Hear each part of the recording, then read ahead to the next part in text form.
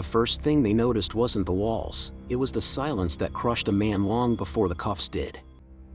Pelican Bay didn't ease anyone into its world. It swallowed them. One gate, then another, and another, each one shutting with a metallic thud that felt like a verdict. Officers said the prison wasn't built to hold inmates, it was built to break patterns. Gang hierarchies. Street loyalties. Human instinct itself. And if stories like this fascinate you, hit subscribe, because this one only gets darker. By the late 1980s, California was losing control of its prison system. Violence was spiraling. Gangs were running operations across multiple yards, coordinating hits with nothing but coded letters and patience. So the state made a decision that would change American corrections forever. It would build a place where leaders couldn't lead, where information froze, and where isolation did the heavy lifting. That place rose out of the fog near the Oregon border, Pelican Bay State Prison. On opening day, officers whispered the same thing: this isn't a prison. This is a control unit. They weren't wrong. The SHU was a world of concrete, steel, and fluorescent hum. No windows. No sound except the rustle of paper, an occasional intercom crackle, and the short walk to the shower where inmates moved single file, shackled at wrists and ankles. Inside those cells, some men were there for violent acts. Others were there for something far more bureaucratic: validation.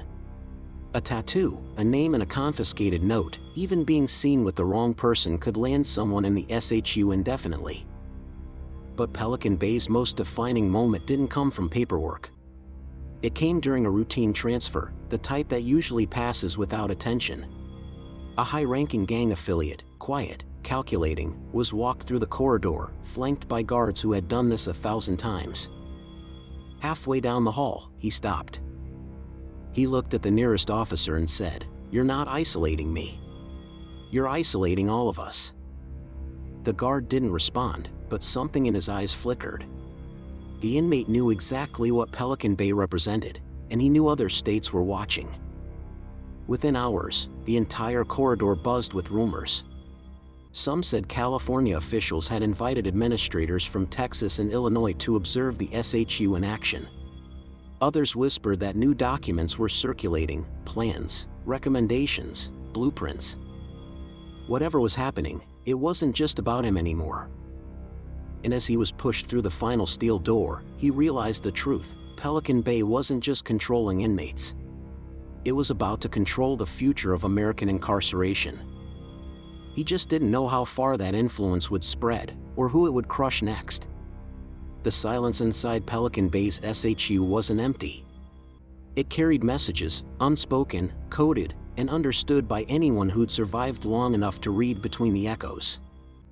For years, officials called it security. Inmates called it something else entirely: pressure.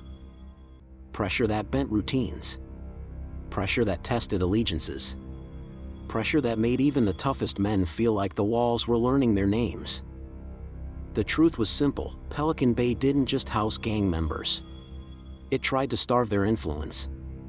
And the strategy was built on 3 pillars: isolation, validation, and time.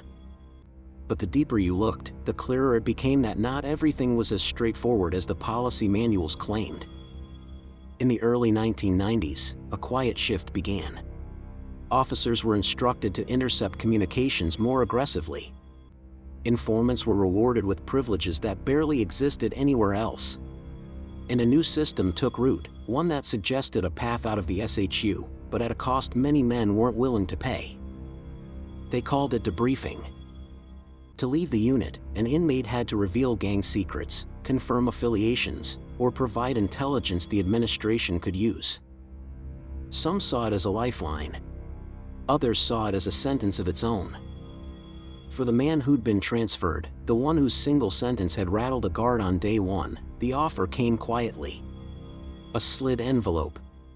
A short form. A single checkbox that promised a way out of isolation. He didn't touch it.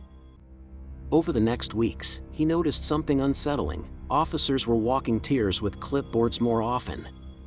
Outsiders, inspectors, administrators from other states, even architects, were touring the facility, studying the structural blueprint like it was a prototype.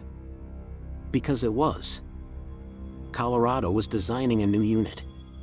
Illinois was drafting procedures. Texas wanted to modernize its control strategies. And Virginia, always known for its strictness, was preparing to build a place that mirrored Pelican Bay almost cell for cell.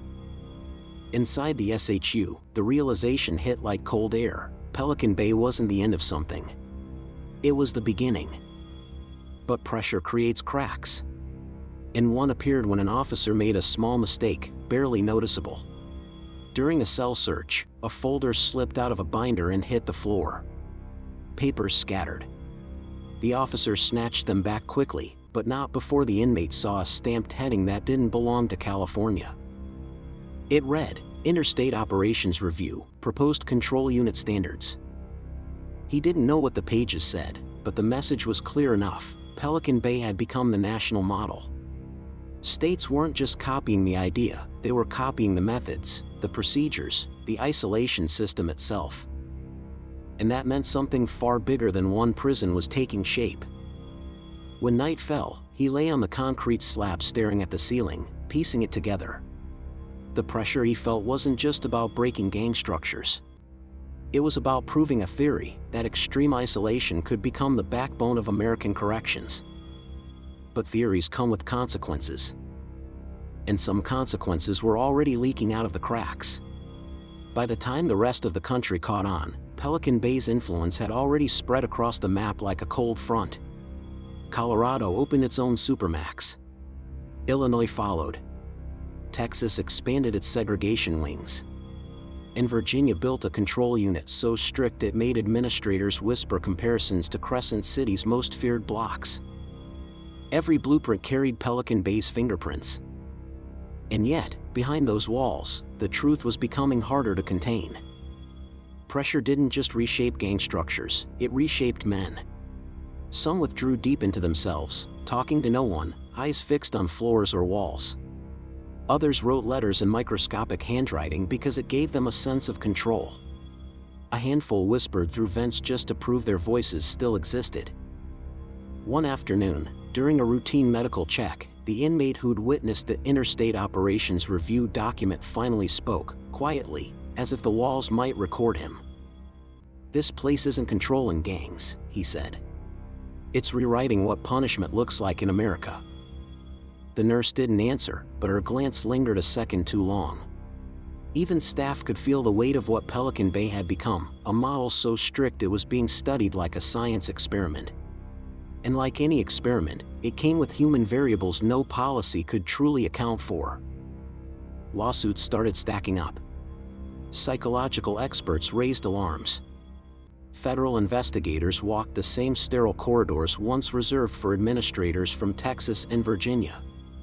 Reports described severe sensory deprivation, prolonged isolation, and lasting psychological impact.